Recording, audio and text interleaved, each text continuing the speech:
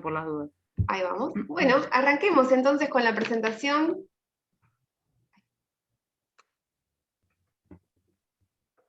¿Ahí nos escuchan bien? Bueno, esperamos el power de AUS. Muy bien. ¿Se ve ahí? No, Sí, perfecto. Listo.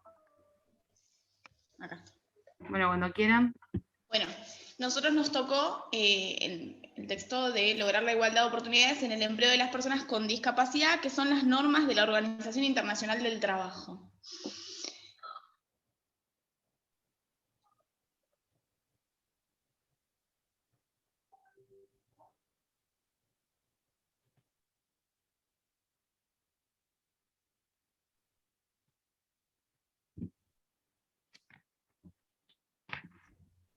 Y nosotras, antes de por ahí de comenzar con todo, muchas veces aparece la palabra discapacitado. Y nosotras lo incluimos por una cuestión de que estaba en el texto, pero obviamente que en la actualidad como que el paradigma va cambiando y la significación también. Eso queríamos aclarar, ¿no? Que el power está, la palabra discapacitado, pero Sí. nosotras no estamos de acuerdo con esta terminología, de todas formas la incluimos. Bien. ¿Sí? Y también en el común, en el texto, intentamos como hablar de que el tema de la igualdad de oportunidades, en este caso, constituye por ahí una de las causas más fundamentales de la pobreza, ¿no? Esto de la deconstrucción de las leyes, que de alguna forma intentan promover la igualdad de oportunidades de las personas con discapacidad, van variando según el estado en el que están. El Estado, digamos, en el país. Claro, sí, Claro. cuando hablamos de estado nos referimos al país. Al país, perfecto. Porque ahí menciona diversos estados, diversos puntos geográficos, ¿no? Exacto. Son Bueno, países que se llaman estados parte, como en la convención, que en la convención habla de los sí, estados partes, ¿no? Países que adhieren a las normativas de la OIT. Recuerden que lo que habíamos visto la semana pasada, la importancia de la OIT como organismo asesor y consultor o de consultas al momento de gestionar o de generar algún tipo de ley a nivel nacional, internacional, digamos, la importancia de este organismo y que todavía esté usando la palabra discapacitado es, no sé de qué año es este artículo, pero es significativo y la verdad que no nos gusta nada. no, totalmente, no estamos a favor. Y también pensábamos en esto, ¿no? De que cuando se redactan las leyes de discapacidad, como dice el texto, por ahí hay que prestar mucha atención a los factores que hay como para facilitar el cumplimiento. Pensábamos en eso y hablábamos de todos los patrones que nombraban en el texto con respecto a las directrices, ¿no? Que cuando hacemos mención a directrices, por ahí algunas compañeras no saben qué son como normas en común para lograr la igualdad de oportunidades. Es como diversos patrones que se tienen que cumplir para que la persona pueda acceder al mundo del empleo. En este texto, por ahí, como para que tengamos en cuenta, describen una serie de políticas que se pueden adoptar para llevar a cabo la legislación que mis compañeras más adelante van a ir mencionando, ¿no? Y también es importante aclarar que en el texto se utiliza mucha terminología que por ahí los que no están inmersos en lo que es la discapacidad plenamente van a decir, ¿y esto? Entonces, bueno, prestar atención a la terminología, al contexto, al entorno y también a la igualdad de oportunidades.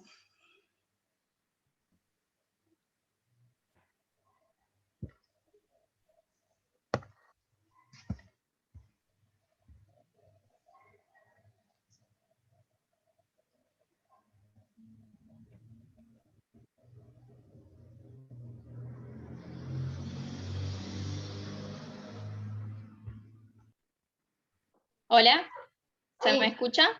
Perfecto. Antes que nada quiero pedir disculpas porque mis perras están a full hoy. Bueno. No sé, a propósito de esto, no sé qué pasó hoy. Bueno, con las leyes, antes de realizar cualquier tipo de leyes, a esto se refiere mucho o como que nos enseña, entre comillas, primero y principal, definir lo que es la discapacidad. Porque si vamos a implementar leyes y ni siquiera sabemos lo que es la discapacidad, es como que las leyes están muy como en el aire. Entonces es importante, primero que nada, por eso lo agregamos ahí, en la definición de discapacidad, eso en realidad tendría que estar ahí en el primer ítem, y abarcar todas las formas de discriminación, porque no hay una sola forma de discriminación, esto obviamente fue variando a lo largo del tiempo, y ahí mencionamos lo que apareció en el libro, que es la discriminación directa, indirecta, el acoso, por motivos de asociación, inducción a la discriminación y las represalias. Esto de las represalias, a lo que se refiere es que cuando un trabajador tuvo una discriminación y el jefe decide negarlo o lavarse las manos, directamente lo echa. Esto de decir, bueno, ¿qué querés hacer? ¿Querés, no sé, denunciarme? Bueno, si vos lo haces, yo te echo. Entonces, esto de las represalias, esto no es algo que dejó de existir actualmente, sigue estando, lamentablemente, pero bueno, más que nada es para diferenciar cada tipo de discriminación antes de hacer estas leyes. Exacto. Tal cual acá lo comentan las compañeras, la propuesta que tiene la OIT es discutir, hablar, recomendar, hacer este tipo de recomendaciones y de convenios con los países que son los estados partes para el armado de estas leyes. Entonces, no es que la OIT te lo impone, sino que sugiere sostener estos temas al momento de formular las leyes.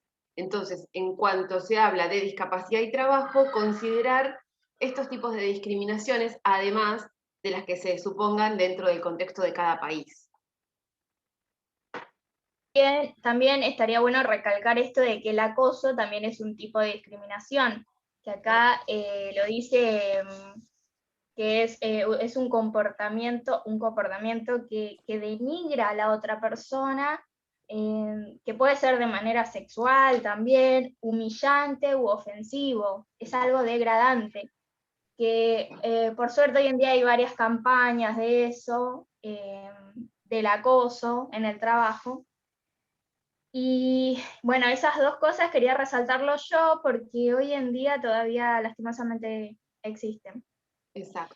Bueno, estas leyes, como objetivo de estas leyes, una de las más importantes que también está bueno aclarar, esto de la carga de la prueba.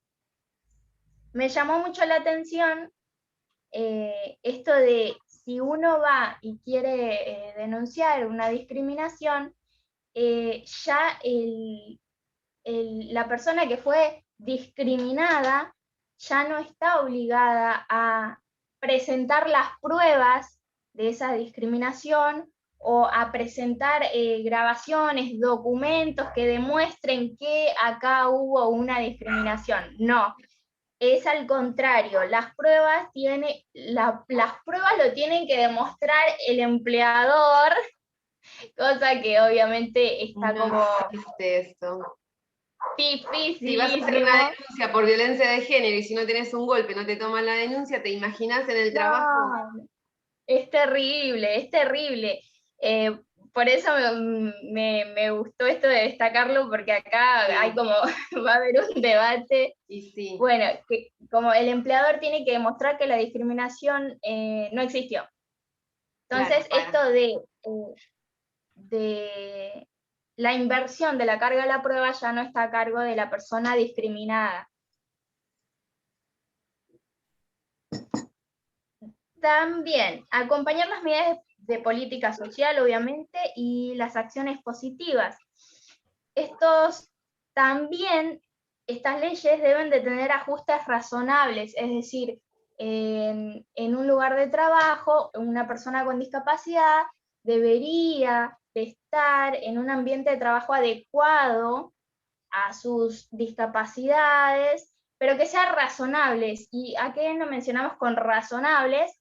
Que a una persona con dolor de espalda, con una silla de madera, obviamente no puede estar trabajando las 8 horas, entonces el ajuste razonable que debería estar ahí es una buena silla con respaldar apropiado para su espalda, o sea, no un ajuste descomunal, que porque te dolió la espalda yo ya te puse una cama, sino que me refiero a esto, de que sean esos ajustes sean razonables a partir de cada molestia o a partir de cada discapacidad del trabajador. Sería bueno, ¿no?, preguntarle a la persona, o sea, desde la terapia ocupacional lo que hacemos es preguntarle a la persona cuáles creen que son los apoyos necesarios, porque a veces uno cree que tiene la varita mágica y que va a ir a darle justo en la tecla con este tipo de apoyos o de productos de apoyos, y sin embargo ya la persona ya tiene diseñado, ya sabe qué hacer o cómo hacerlo o cómo implementarlo. Entonces siempre preguntar y si es necesario o no ese tipo de adaptación. Obviamente, primero indagar Exacto. y preguntarle a ellos, entrevistarlo no, sino conocerlos, conocer exactamente qué discapacidades los que ellos tienen.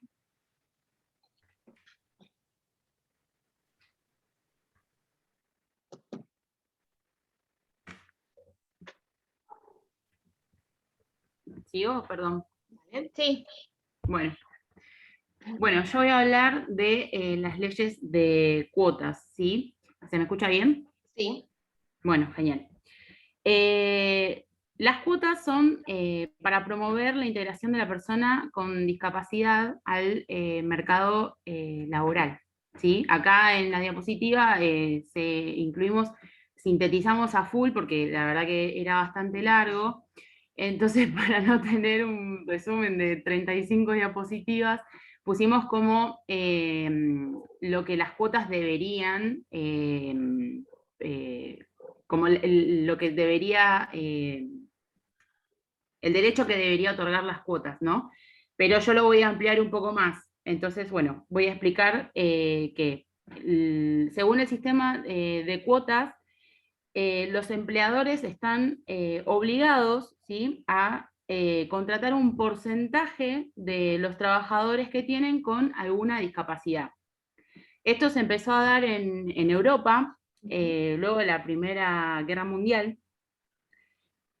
porque había muchos veteranos que habían quedado lastimados o mutilados por el servicio que habían brindado en la guerra. Entonces, se empezó a respaldar a este tipo de personas que quedaron con alguna discapacidad a partir de la Primera Guerra Mundial. Luego, o sea, en esa primera parte, los pequeños empleadores, que vendrían a ser como las pymes de ese momento, estaban exentas de incluir personas que tuvieran alguna mutilación. Y volvemos que eran solamente los veteranos de guerra. Luego de la Segunda Guerra Mundial, se amplía este sistema de cuotas a como que abarque a más personas, ¿sí? O sea, ellos en el texto explícitamente dice civiles con discapacidad. Lo que aclara es que en muchos países se siguen estableciendo este sistema de cuotas, a pesar de que hoy en día las leyes laborales como que intentan también abarcar y ser más inclusivas, pero como no funciona del todo, se tienen que, como que el Estado tiene que proveer la ley de cuotas para que pueda ser inclusivo todo el sistema laboral. Este sistema de cuotas se puede dividir en tres, como si fuesen tres grupos básicos de cuotas, por valga la redundancia. Y cuando hablamos de cuotas, yo para ser más específica, es el cupo claro, del porcentaje exacto. de personas con discapacidad a incluir dentro del plantel, puede ser público claro. o privado. Cada país Claro. tiene diferentes directrices y lo hace en función a a lo que cada país determina. Nosotros, por ejemplo, lo que Claro. vamos a ver la semana que viene es la del 4%. Chile tiene otro tanto por ciento, del 1% al 2%, Perú tiene otro tanto por ciento, Cava tiene el 5%, mientras que la Argentina tiene el 4%. Entonces, hay diferentes cupos que se acuerdan en función de lo que cada estado define, pero la OIT es la que sugiere la incorporación de este cupo a todo el mundo para la inclusión laboral de personas con discapacidad.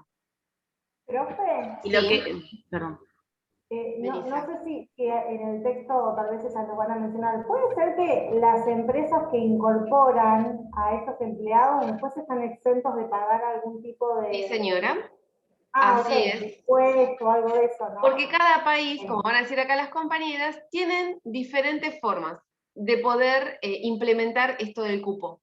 Así que Eso bueno, eso ahí queda va a la criterio de cada país, Cada como país. también esto de que las cuotas se dividen en 3 grupos, se refiere a que tenés cuotas obligatorias, o sea, cupos obligatorios acompañados de tasas. Esto quiere decir que si el empleador no cumple con ese porcentaje de personas con discapacidad, se le impone una tasa, o sea, como si fuese una sanción. Exacto. Después tenés las cuotas sin sanción efectiva, que es que, o sea, los empleadores están obligados a cumplir con un porcentaje de empleados con discapacidad, pero no está respaldado con una sanción efectiva, como que no hay una entidad que lo haga cumplir, entonces como que no se termina cumpliendo la sanción. Y después está el otro, que es la cuota no obligatoria, basada en una recomendación, que es que el Estado lo que hace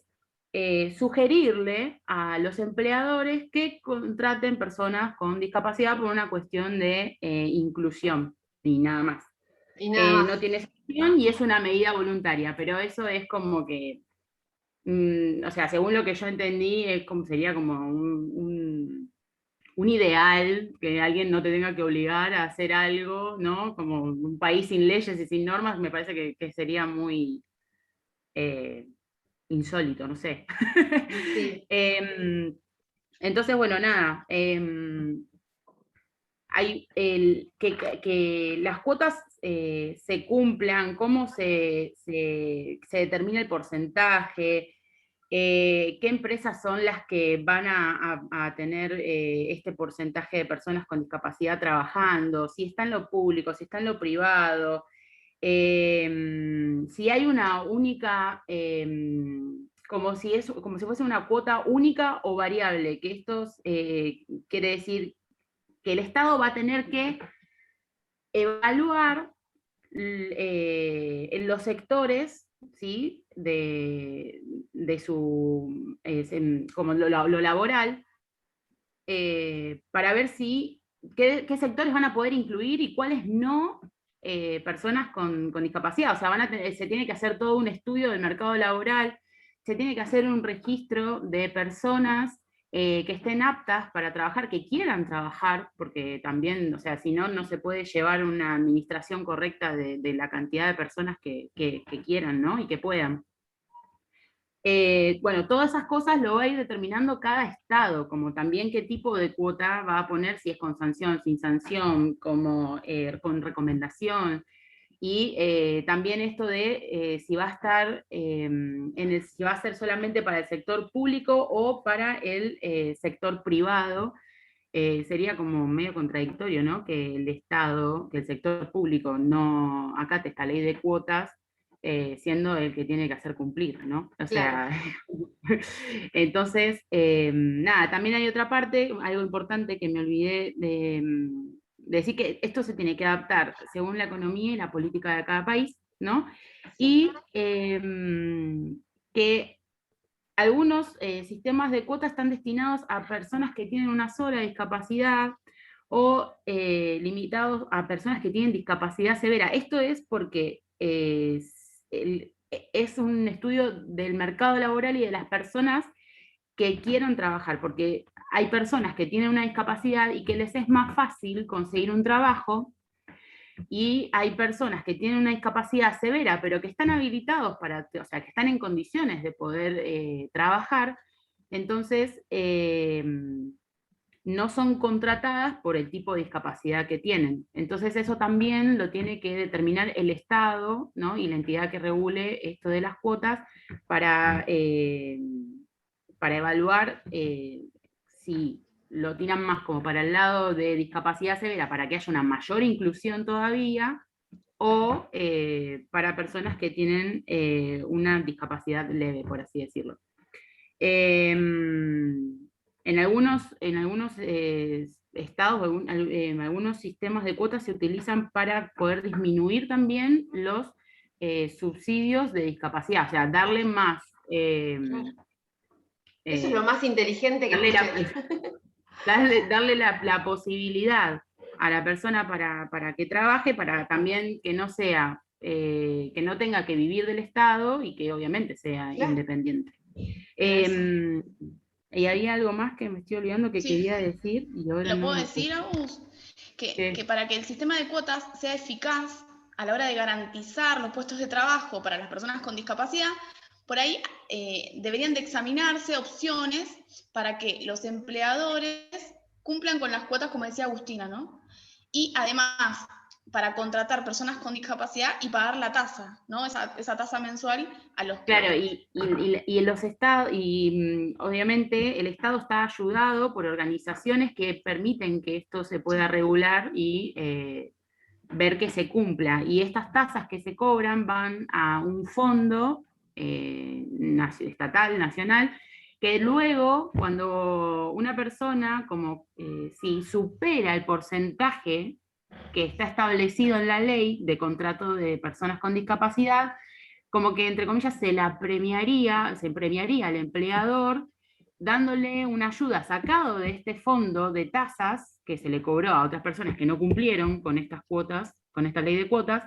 Entonces se le otorga como un subsidio para poder adaptar el lugar de trabajo, para poder, bueno, nada, lo que hablaba mi compañera hace un rato, no solamente un dolor de espalda, o sea, una persona que tiene discapacidad y necesita una rampa para un acceso, acomodar escritorio o lo que sea, bueno, si la empresa cumple, el empleador cumple con estas leyes, estas normas, se lo ayuda con un subsidio sacado de ese fondo. Claro.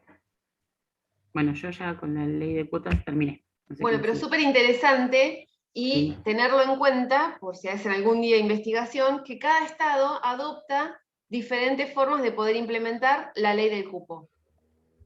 ¿Sí? Después ya les puedo contar un poco más cuando veamos la clase que viene con nuestra ley del cupo, cómo se implementa en otros países, ¿no? Pero desde la OIT está la sugerencia. Este material es del 2014, así que se les debe haber chispoteado por ahí lo del discapacitado, porque ya a partir del año 2008 comienza a usarse, mediante la convención, el término persona con discapacidad. Es raro que lo implemente, o a lo mejor hace referencia a alguna ley, o a algún otro país, pero es raro que la OIT use esa terminología cuando, a lo mejor en la traducción, recuerden que la OIT viene de en este proceso de discapacitados, y hay muchas veces que menciona discapacitados. Obviamente que habla de la persona con discapacidad, claro, y hace como interrogantes, es como que te va explicando y así mismo va abriendo posibles interrogantes y va contestando abajo. Claro. Bueno, ¿seguimos? Sí, ¿me escuchan bien? Sí. Dame. Buenísimo. Bueno, el éxito de las leyes y demás se basa principalmente en las campañas de información que se le brinde tanto al empleado como al empleador e incluso a los sindicatos, sobre todo para que tengan la información correcta y puedan asegurarse de que estas leyes se cumplan. Después, en lo que respecta a todo lo que es medidas de apoyo al empleo, podemos hablar de incentivos económicos, ayudas específicas al empleado, como ser adaptaciones del puesto de trabajo, incentivos económicos, limitarse quizá también a cubrir los puestos en ocasiones de que se necesite quizás una tarea específica, y proporcionar también el material. Por ejemplo, no sé si tenemos en el equipo de trabajo una persona con discapacidad visual, brindarle un teclado en braille como para que pueda usar con tranquilidad la computadora, o si tenemos, no sé, el empleado con parálisis cerebral, utilizar una computadora específica para que pueda realizar el trabajo.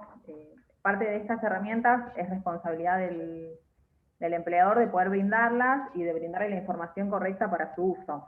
Bien.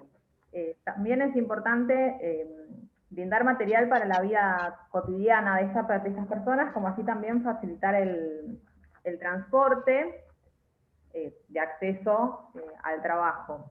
Y también por otro lado, independientemente de que estamos hablando de un trabajo asalariado, también brindarle un apoyo económico al empleador para que pueda llevar adelante las adaptaciones necesarias para cumplir con este puesto de trabajo. Les cuento que en nuestro país hay leyes que avalan este tipo de acciones, tanto para la persona en sus traslados, autonomía, como para las empresas que adapten las instalaciones al momento de generar un trabajo. También hay 2 comisiones, que también lo vamos a ver en la ley, tanto a nivel nacional como a nivel provincial, y en cada municipio oficinas de empleo donde la gente se inscribe y a través de esta inscripción pasan a una base de datos donde son seleccionados por perfiles según sus competencias y según la vacante de los puestos de trabajo que hay. Entonces, estas orientaciones de la OIT, como Argentina es Estado parte, algunas se van cumpliendo. Sí, no me acuerdo el nombre, pero cuando yo trabajaba en McDonald's, había una empresa que Discar. contrataba, sí, ahí está. Entonces todo lo que era referido a este grupo de empleados pasaba como por el proceso de selección y demás por ellos, y después trabajaban a la par con nosotros, con tareas quizás específicas, pero hemos trabajado a la par sin ningún problema. Qué bien, qué bueno. Ahí va, Bueno, ahí va. Cuando lo hablemos en nuestras leyes, ahí lo vamos. Ahora todos son sugerencias de la OIT, por eso, ¿no? Pero vamos a ver qué pasa cuando tengamos nuestras leyes y cómo se aplican y cómo se trabajan en nuestro país. Desde la experiencia de ustedes me encanta que lo puedan compartir. Bueno, después otro punto importante es asegurarse los intereses de ambas partes, del empleado, del empleador, del sindicato y demás, como para poder llevar adelante un mismo proyecto y que podamos hablar todos de lo mismo. Las consultas en general deberían formalizarse a través de quizás o órganos existentes o grupos de trabajo cerrados en donde se pueda hablar de las cuestiones a llevar adelante y en base a eso después plasmarlos en el equipo de trabajo. Agus, ¿me pasás por ti? Sí, señora. Gracias. Bueno, después, por otro lado, también desde lo que es el cumplimiento efectivo de esta legislación, se deben prever procedimientos que permitan al individuo poder tener acciones judiciales ante los tribunales y obtener un amparo por cualquier inconveniente que surja, como cualquier empleado, ¿no? Y es importante, sobre todas las cosas, que haya organismos, como, no sé, por ejemplo, la Oficina del Defensor del Pueblo, que puedan supervisar que estas actividades se cumplan y velar, o sea, como que haya alguien que esté velando por el cumplimiento de la ley en estos empleadores, que a veces, bueno, es como un poco más fácil no cumplir ciertas cosas, pero bueno, sabiendo que tenemos el respaldo de alguna comisión, es mucho más probable que se lleve adelante, ¿no? Y después, para ir cerrando, planificar también desde un principio cuáles van a ser las herramientas de ejecución y brindar los recursos adecuados para que se puedan llevar adelante estas actividades, por llamarlo de alguna forma.